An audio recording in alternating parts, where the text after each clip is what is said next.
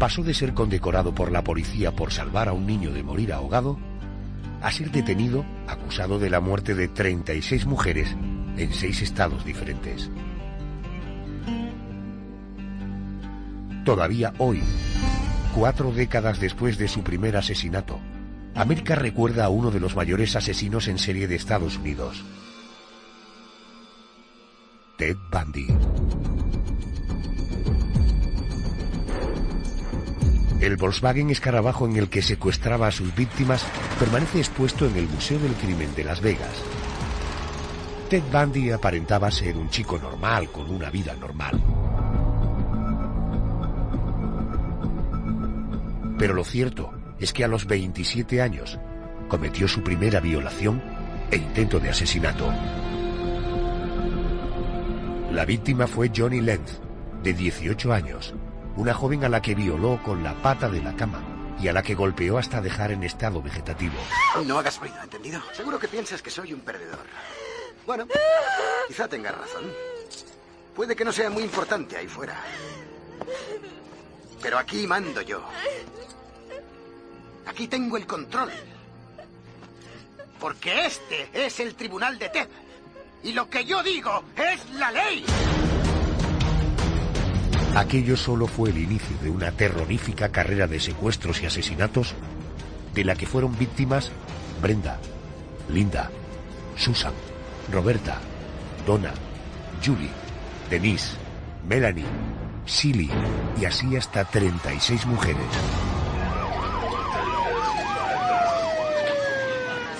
El 16 de agosto de 1975, una patrulla de agentes lo detenía.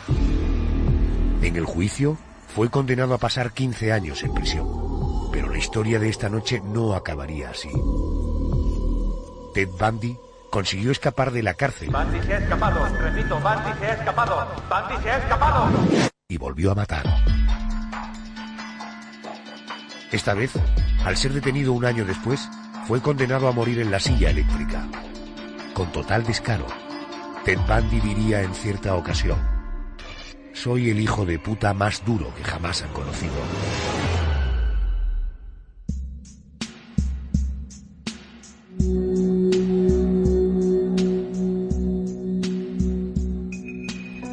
José Manuel Frías, muy buenas noches. Buenas noches, Adolfo. En la mentalidad asesina de Ted Bundy parece que se unieron 2 factores importantes: su poder de seducción por una parte y un odio enconado hacia su familia, que por cierto luego veremos cómo se focaliza básicamente en las mujeres. ¿Cómo fue la infancia de este tipo? Fue una infancia totalmente atípica. Por un lado, su padre, un veterano de la Fuerza Aérea de los Estados Unidos, abandonó el hogar al poco tiempo de nacer Bundy, el 24 de noviembre de 1946, en el estado de Vermont. Hasta ahí, el asunto no es nada atípico. Lo curioso es que su madre, Louise, bastante jovencita por aquel entonces, se hace pasar por su hermana y de hecho convierte a los abuelos del niño en sus padres, por lo que Ted creció en medio de una mentira de dimensiones colosales. Cuando descubrió la verdad, en plena adolescencia, te puedes imaginar, el golpe moral fue tan fuerte que se sintió trastornado. Ahí comenzó el odio hacia la familia que lo había tenido engañado. Soy hijo ilegítimo.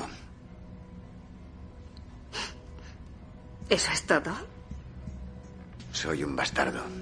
Ah, por favor, deja de decir eso. No quiero que vuelvas a decir eso nunca, nunca más. Imagínate que tienes 5 años y te enteras de que tu hermana en realidad es tu madre. De acuerdo, sería un poco difícil de aceptar. Y luego a los 17 te enteras de que tu padre tampoco es tu padre. Bueno, pero te querían de todos modos, ¿no? Sí, me querían, claro que me querían. Eso... Sí, ¿quién podría no quererte?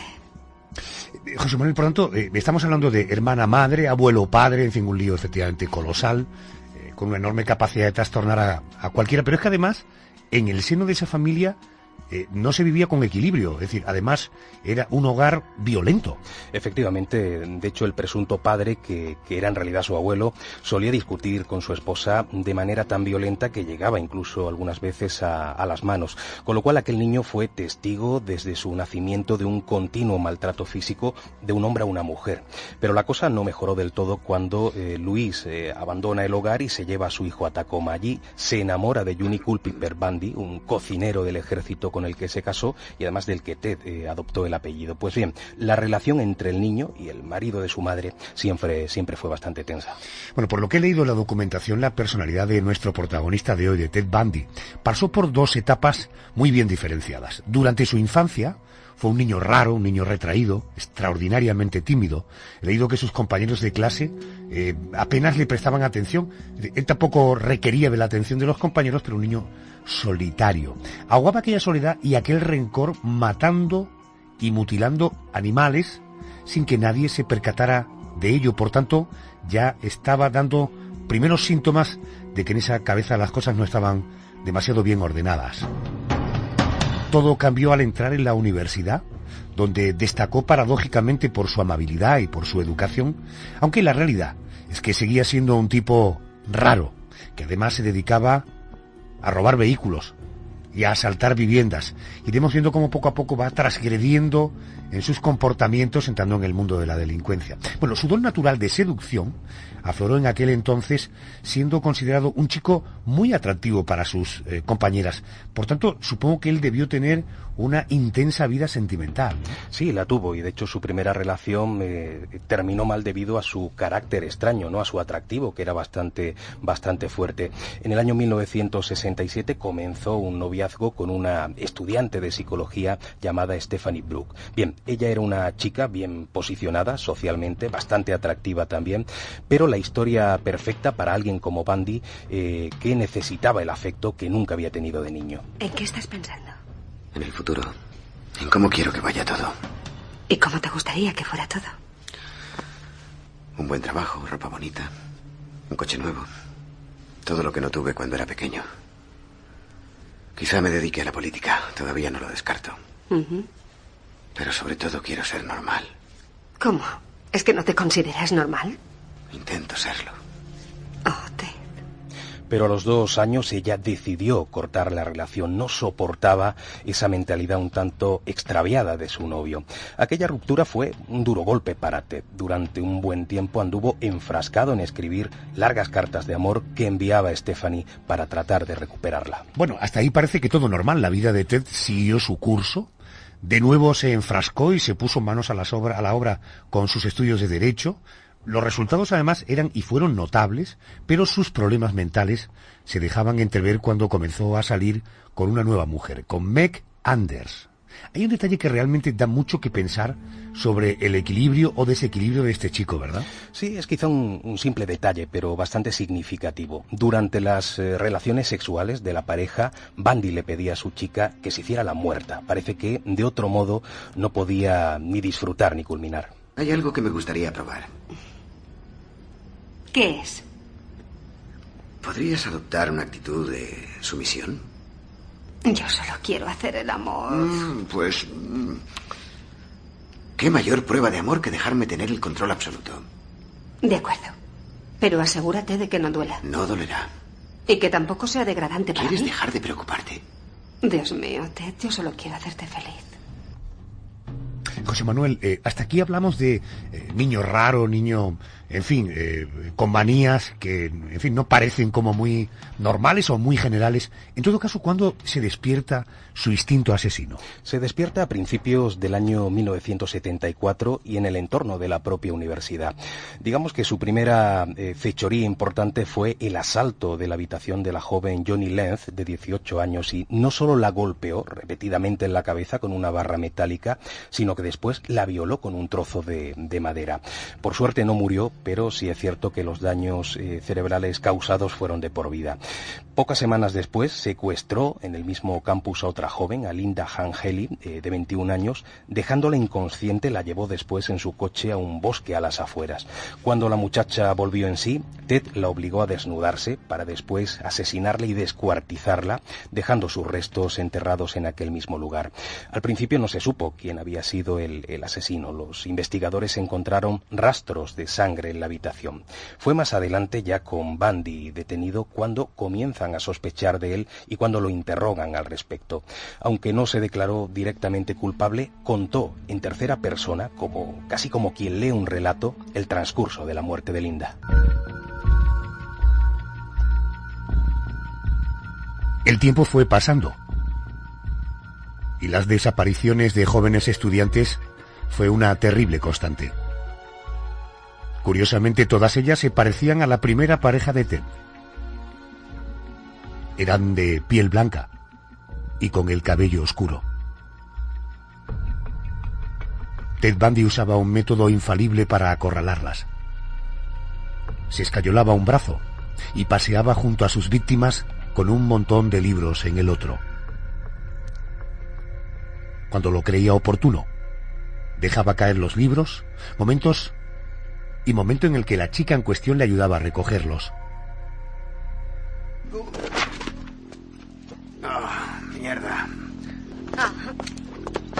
Cuando alguien lleva tantos libros es porque está preparando el doctorado. Sí, bueno, en este caso es derecho. No son libros de leyes. No, estos son para otra cosa. ¿Te importaría ayudarme a llevarlos a mi coche? Me siento tan inútil con esta escayola. Bueno, pero si alguna vez necesito asesoramiento legal, me debes una. Hecho.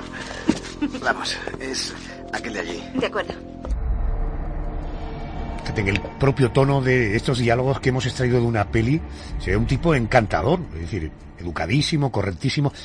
Tengo la impresión que podríamos hablar de que actuaba como un cazador paciente, tranquilo, esperando que llegara su presa, ¿no? Sin duda, además el atractivo de Ted le permitía pedir a cualquier chica que lo acompañara para invitar a tomar algo. Era frecuente además que ellas aceptaran, enfrentándose de manera inevitable a una espantosa muerte.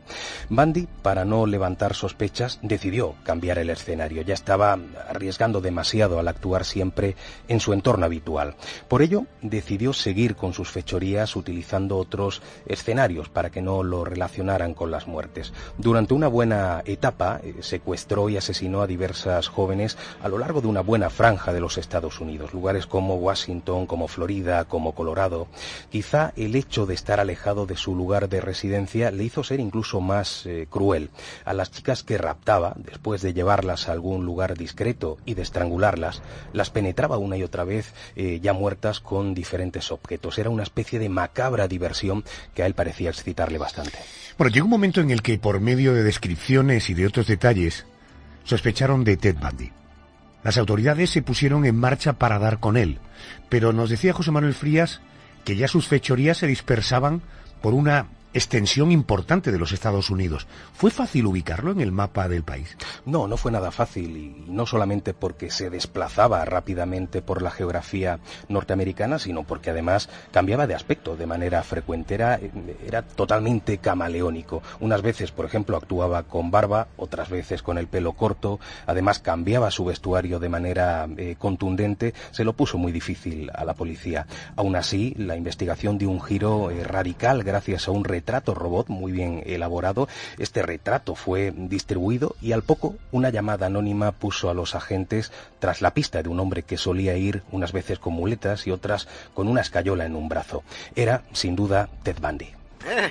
Perdone, agente. ¡Alto! ¡No se mueva! No le había visto. ¡Quieto! Las manos detrás de la cabeza. De acuerdo, como quiera. ¡Dese la vuelta! Las manos detrás de la cabeza. De acuerdo, bien.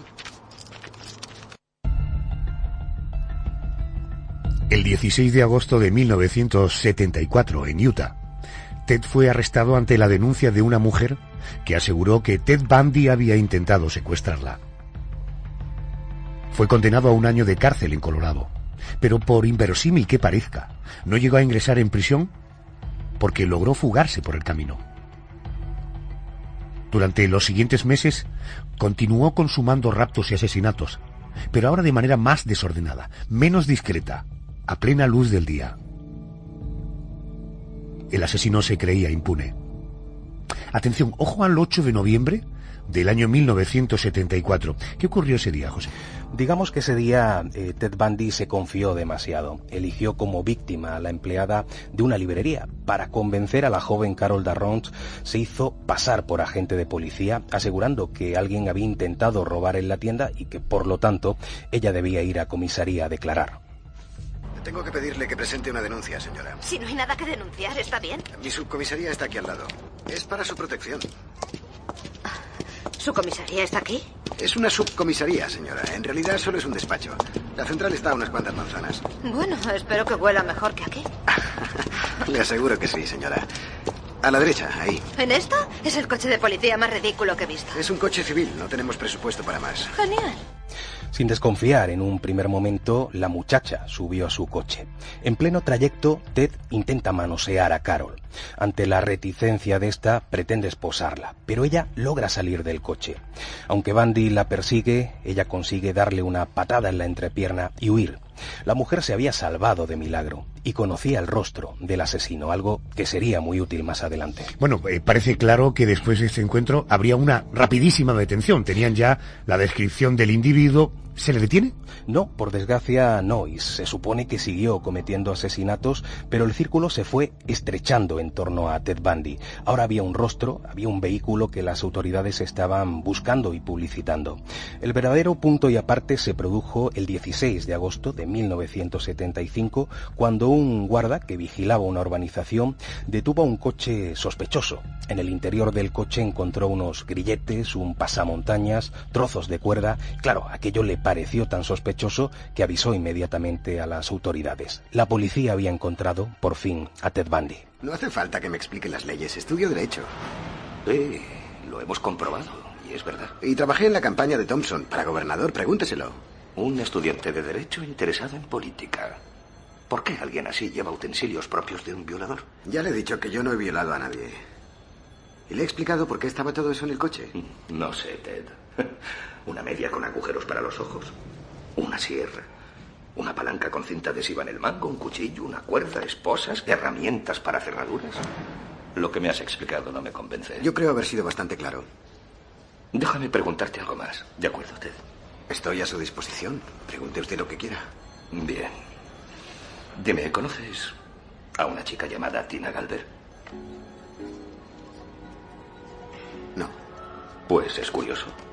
Ella ha visto tu foto y asegura que eres el hombre que intentó secuestrarla hace un par de meses. Pues comete un error. Aceptarás una rueda de reconocimiento, ¿verdad? Pierde el tiempo, pero si se va a quedar más tranquilo. Tras varios meses de investigación, de recopilación de pruebas y testimonios, se inició el juicio contra Ted Bundy el 23 de febrero de 1976. En aquel momento no lo pudieron relacionar con los anteriores crímenes y fue condenado a 15 años de cárcel.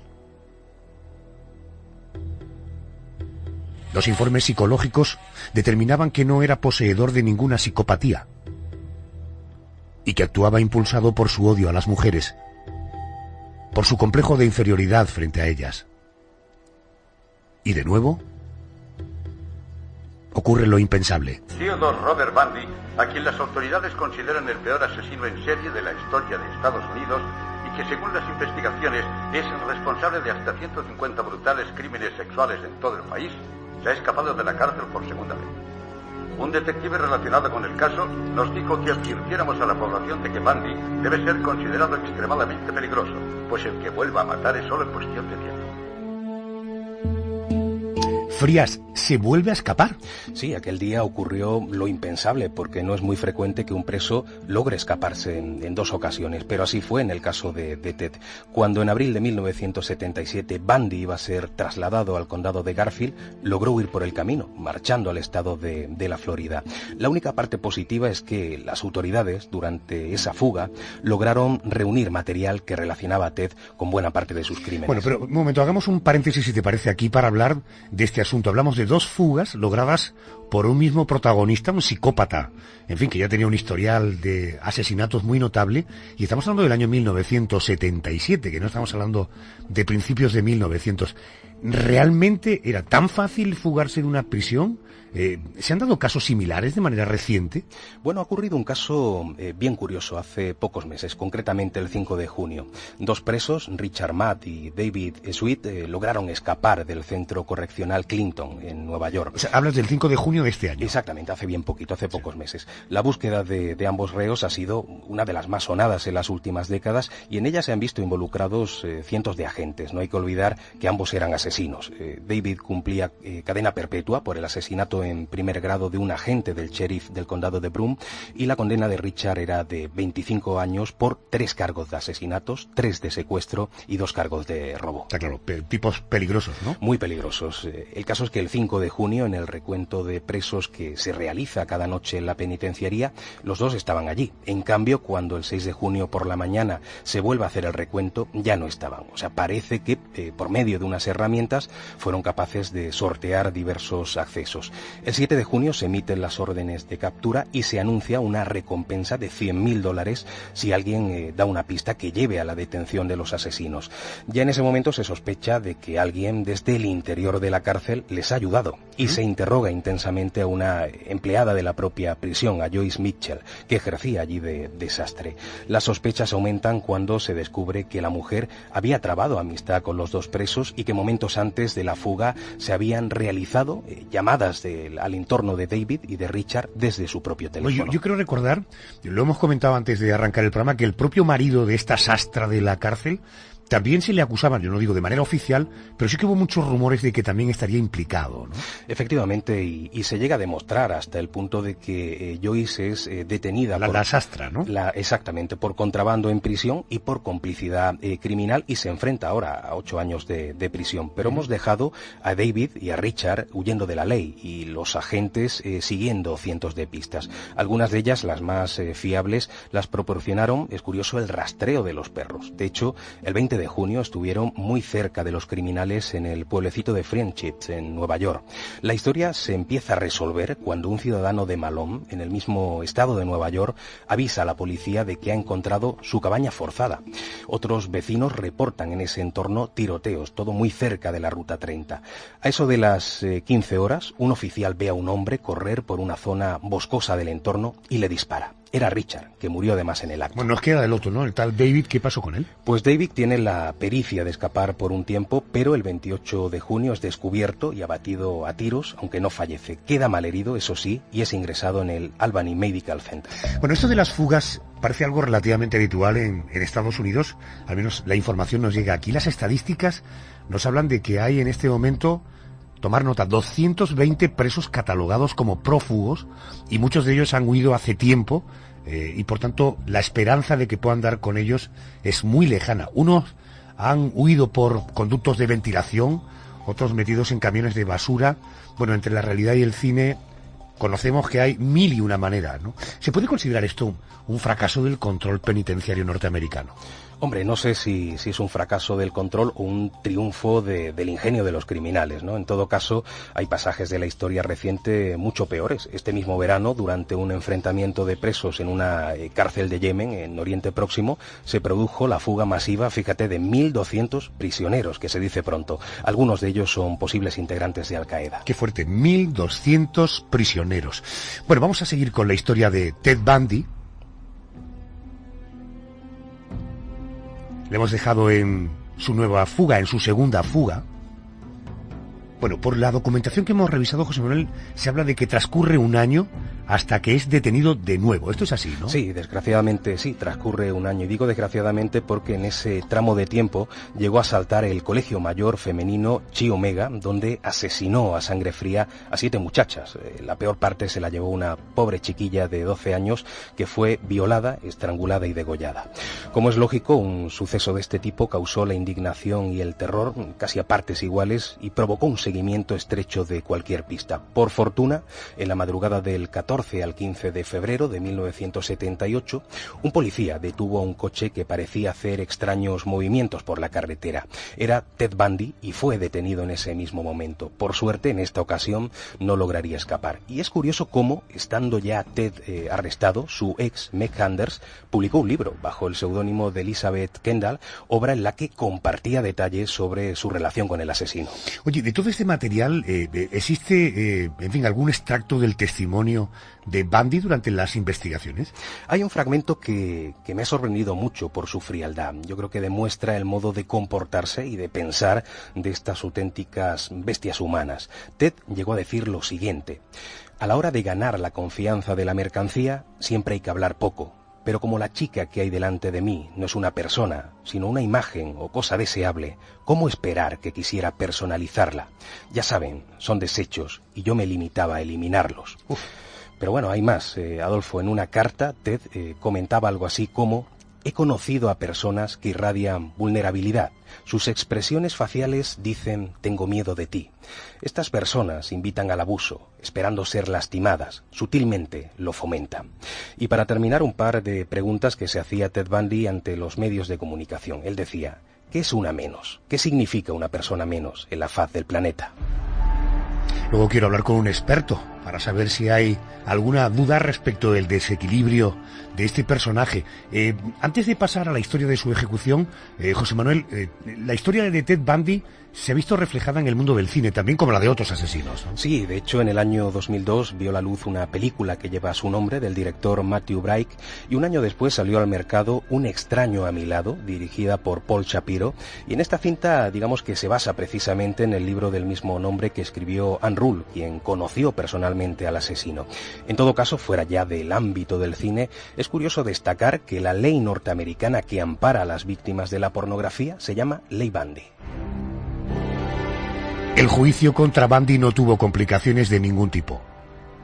Aunque Ted Bundy se defendió a sí mismo y siempre alegó inocencia, las pruebas eran contundentes.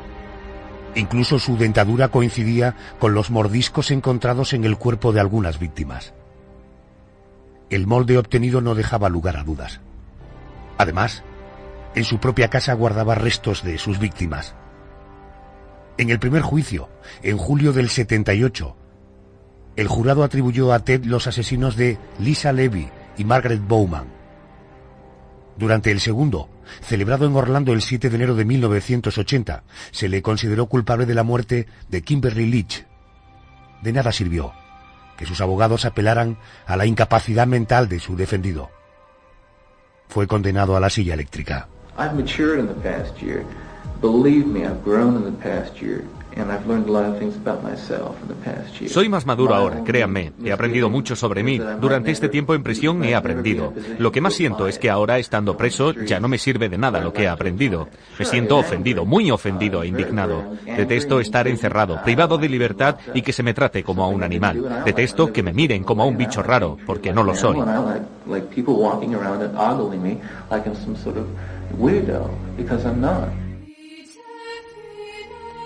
Estos personajes despiertan tanta curiosidad que incluso ha llegado a escribir cómo, por ejemplo, transcurrió su última cena. Sí, bueno, en su último día de vida, que fue el 23 de enero de 1989, llamó a su madre y después pidió su cena. Pues bien, la última cena de Ted Bundy fue un filete poco hecho, 4 huevos fritos, pan negro y café. Después de aquella cena fue electrocutado, siendo declarado muerto a las 7:16 del día siguiente tras aplicarle una corriente de 2.450 voltios durante 15 segundos. Theodore Bundy ha sido ejecutado a las 7:16 de esta mañana en la silla eléctrica de la cárcel estatal de Florida. Fue condenado a muerte por el asesinato de la niña de 12 años Kimberly Leach de Lake City, Florida, y por el asesinato de 2 jóvenes en Tallahassee. Todo se ha llevado a cabo de acuerdo con la ley. ¿Cómo describiría su conducta? El cuerpo será trasladado a una funeraria de Gainesville. Tengo el placer y el honor de recibir, para poner un poco de orden y de cordura a todo esto, a un auténtico experto que nos va a situar en la realidad de este personaje de Ted Bundy. Hablo de José Cabrera, psiquiatra forense y amigo de este programa. Doctor Cabrera, muy buenas noches. ¿Qué tal? Buenas noches, amigos. Buenas noches a todos. Bueno, ¿es Ted Bundy un ejemplo radical de misoginia, es decir, de odio a las mujeres? Ted Bundy hay quien ha dicho que es incluso el ejemplo del mal personificado. Es decir, eso no es un diagnóstico, es una calificación moral. Es decir, la misoginia era un elemento más que él tenía, pero incluso tuvo varios diagnósticos que el jurado no apreció para nada, como por ejemplo maníaco depresivo, etcétera. Pero lo que era un sujeto con un conocimiento de que quería hacer el mal de una manera brutal y encima sonreía impertérrito ante las cámaras. Esto a mí es uno de los hombres criminales, digamos, que más frío me han dejado a lo largo de mi vida. ¿En qué sentido te ha dejado frío, doctor?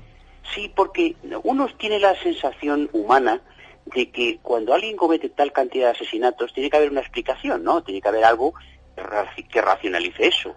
Y cuando no existe ese algo que lo explique, uno empieza a pensar en muy casi mágicas, ¿no? Es decir, por lo que decía antes, ¿no? La personificación del mal.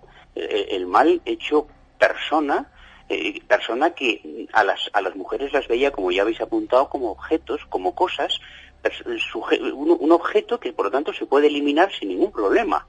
Por eso decía yo que es un personaje que a mí me ha dejado frío porque era inteligente, era formado, había leído, había estudiado en la universidad. O sea, no era un sujeto que dijéramos que era un marginado. Uh-huh. Doctor, en cualquier caso, por continuar con la conversación, cerremos un poco el diafragma, pensemos que era un hombre que sin duda a las mujeres no las respetaba en absoluto, las odiaba, las asesinaba, las violaba, además lo hacía con saña. Detrás de un problema de este tipo tiene que haber, no digo que sea fundamental, lo hemos hablado en otras ocasiones, pero un componente de una relación maternal, familiar, distorsionada. Casi todos los autores, sobre todo la corriente psicoanalítica, insisten mucho en que la relación anómala con un padre es el origen de la mayor parte de estos sujetos. De hecho, el FBI, en sus estudios de asesinos en serie, analiza en profundidad la relación con la madre. Y hasta cierto punto tiene sentido, porque la madre, en una familia normal y corriente, es la que marca el patrón afectivo del individuo, sea macho o hembra. Así como el padre, los padres en general, poca cosa en esa afectividad del hijo. En cambio, la madre es el núcleo del sentimiento y de la afectividad. Lloramos como lloraba nuestra madre, aunque tengamos 70 años. Por eso es tan importante la relación con la madre. Doctor, una pregunta más. Es decir, partimos de la base del odio a las mujeres, pero no entiendo por qué la derivación sexual. Es decir, permítame, no quiero parecer frívolo, pero si yo tengo, mi enemigo es la mujer, bueno, la mato y resuelvo el asunto, pero la derivación sexual, la violación, todo eso al final también tiene que ver con la supremacía, el poder, el control.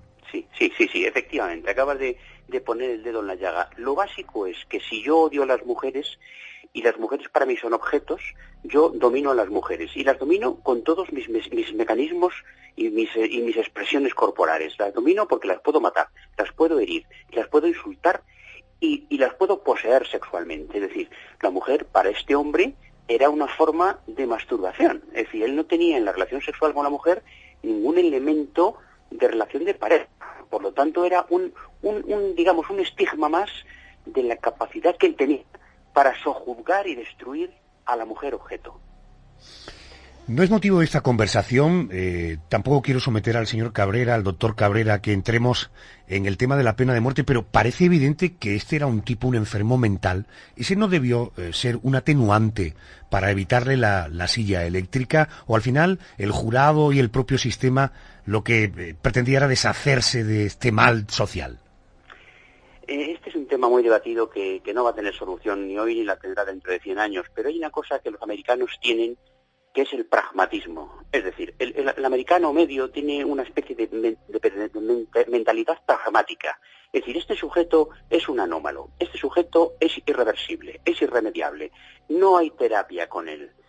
Si sale, un día volverá a hacer lo que ya ha hecho. Por lo tanto, al final, muerte al sujeto. Y claro, esto lo podemos debatir, podemos estar en contra de la pena de muerte, pero al final la sociedad se defiende de un individuo malvado, entre comillas, llámese un diagnóstico X, destruyéndolo. Muerto el perro, se acabó la rabia. Esto es una cosa muy encardinada en la mentalidad americana. Doctor José Cabrera, psiquiatra forense, gracias por atenderme, como siempre, por ayudarnos a entender este mundo tan complejo. Gracias y buenas noches. A vosotros, un abrazo muy fuerte. Gracias.